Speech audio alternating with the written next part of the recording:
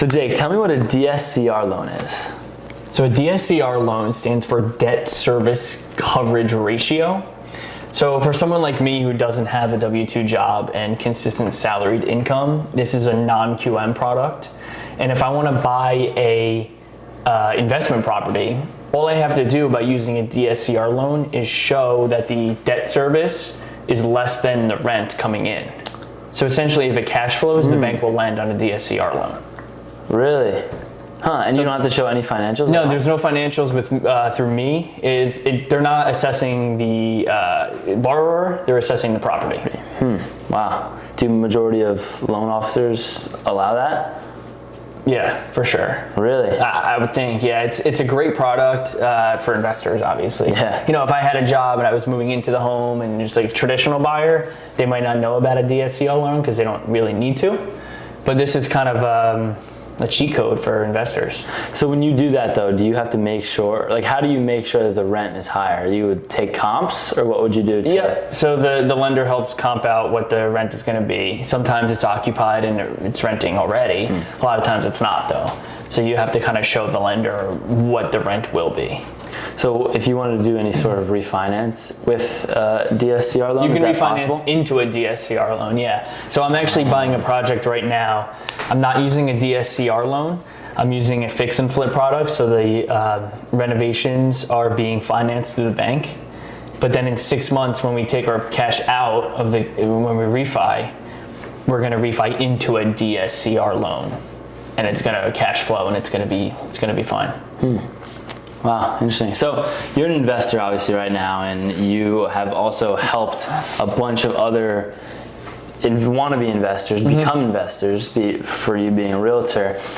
Tell me about the most recent closing you had for this. Oh, right, yeah. So I was, it was a 4-family in Clifton. It was actually on the market for $900,000 for several days, but I know in a 4-family, the more units there are, the harder it is to show the property, right? Because of course it's occupied, you need to coordinate with a lot of schedules. True. And yeah, the tenants are living there. So it was on the market for like a month, I think, at $900,000. I think they dropped the price to $850,000. And my buyer saw it at $850,000, and we kind of ran numbers together, and we analyzed about 800, probably more than that, but 800 works for us. So a huge part of this was one of the units had to be vacant, and currently it wasn't. So it was a 4-unit quadplex that all 4 units were occupied. But the reason we needed it vacant is because my buyer wanted to move into the property and therefore get a lower interest rate and use an FHA loan / conventional. There's other things you can do there, but it's a lot of advantages to have a unit vacant so they can move into the property. So we made an offer for a tenant to move out, and we offered I think like 800. And they declined it, and they said, listen, we can't have a tenant move out and all that. Time goes on, the listing, I keep an eye on them always on the MLS. The listing is withdrawn. Let's say a few weeks later, it's withdrawn. Okay. And I call the agent and ask why it's withdrawn, and she said, well, we want 800. So I got a number out of her immediately, even though it was listed for 850. We want 800, but the units are occupied and we can't have someone move out. And I said, well, what if we offered 800? And I didn't even talk to my buyer yet, but I just said, what if we offered 800 and we offered some money for a tenant to move out before closing? She's like, okay, put it in writing. So I called my buyer. We offered a sum of money for this person to move out. And the tenant accepted it. Directly to the tenant? We offered it through the owner, the seller. The seller relayed it to the tenant. The tenant accepted that offer and therefore was going to move out before closing. And we got our 800 locked up, even though it was listed for 850 and it wasn't even on the market. So it was great. Wow. Yeah, it was awesome. That's cool. So it was an off-market deal? It was off-market. It was withdrawn, and originally she said 800 wouldn't work when we first put in the offer, but then I guess weeks later they still weren't getting anything, and 800 became the number that they shared. So it's like a game, you know? Like, and you've been through it too. Like, it's it's so much more than, hey, let's write an offer and hope for the best. Yeah. It's like, okay, who is the agent? Do I know this person? There's a good chance I do. I've worked with her a little bit in the past, And like, is there room to be creative from any perspective? And is everyone open-minded enough to talk about this? And when that clicks, deals can work even when they are improbable. Yeah. So it's basically being on the same page is what you... It's being on the same page, and it's, again, being open-minded and creative to making something work. Yeah. Yeah. Wow. Yeah. And so it's something, I actually have another deal closing next week that I had a similar process. It's a 1-bedroom condo, smaller numbers, of course. It was actually listed for rent for over a month, enough for me to make the call. And I just called the agent and I said, hey, I see this is listed for rent. Obviously, it's not working out for you guys. Do you think the owner would sell it? And she's like, yeah, maybe. And it wasn't such a yes, but I showed it anyway to the buyer. And we showed it. We offered what we think is fair, what we thought was fair. And they actually declined it at first. And I said, all right, here's our final and best. And we made a $10K higher, and they accepted. Really? So again, 0 days on market to a buyer, right, for sale, and another deal locked up. It's pretty awesome. Yeah. Yeah. That's that's really awesome. So for the off-market one, how did that work with you as a realtor? Did you not? Well, I didn't call the seller. I called the realtor. Oh, okay. So me and her both made the commission. She brought it back in both market, instances. basically. Okay. Yeah, I mean, she put it on market 0 days under contract. So I'm still the buyer's agent. She's still the seller's agent. It's just off market. It's the same idea. Yeah. Yeah. Huh. Interesting. So now that you are this very experienced realtor, obviously you've gone through your ways with being able to communicate and negotiate really well. What would you say that you know over some other experienced real estate agents? It's a good question. This is a little different than what we just spoke about, but do you know, let's see if you know this, okay? If you're a condo or townhome owner, you can buy special assessment insurance and be protected against special assessments. I didn't know that.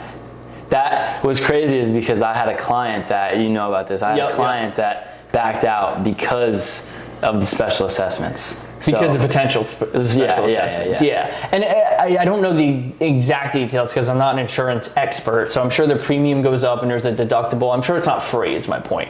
I do know that it's because I do own a condo, and it's really, I have this special assessment coverage, I think up to $50,000, and it's like $15 a year for me to have that in my policy. So it's extremely, extremely cheap, and obviously worth it. I've never had to use it, so I don't know the consequences of using the special assessment insurance. But this is something people don't know and are so scared of HOAs, and I understand because HOAs it's out of your control as an owner sometimes. But this is a great alternative to have, and it's something everyone should know. Yeah, and it's also so unique with like all the HOAs and also club fees. I've gone through so many problems with club fees, like especially overdue. Like the one that I have going on right now, we're under attorney review. You mean like a lake community club? Yeah. Yes, they're literally such a pain because they're also, it's community club, but it's also HOA usually. Yeah. And with that, the one that I just closed on is actually an auction. I went to hubzoo.com. Cool. And my buyer wanted to go in Sussex County, and I would look in Sussex County, sent him over to him, and he wanted to put an offer in, and we got it for a great number. And nice. But the problem is this house has $5,000 worth of overdue club fees. So the problem is it's going to rent for more if we have the club membership, but the problem is you got to pay $5,000 plus an extra monthly fee. So it's really something to consider because yes, it's going to rent for more. It's going to be good to have that to lake membership, but there's problems with the overdue fees. Yeah, and it's something the buyer has to take on. Yeah, I mean it's sometimes buyers don't pay their tax or sellers don't pay their taxes. You know, it's all kind of the same, and it's part of the due diligence process. It's so important to have a team on your side that understands that. Like if we're the agents, we understand that, and that's huge for our buyers because we know, like, sure, we can be excited when an offer is accepted, but we have a lot more due diligence to do, and we got your back before closing to make sure everything's smooth before you acquire the property. Yeah, exactly. And also just being like a new agent, it's almost better for me right now that everything is not going smoothly. I agree. There's been so much shit that has gone against me so far. But I've learned so much, and I've become like very experienced because of it. So it's and we've all gone through those tough transactions that sometimes don't close. Those are tough from a realtor's perspective.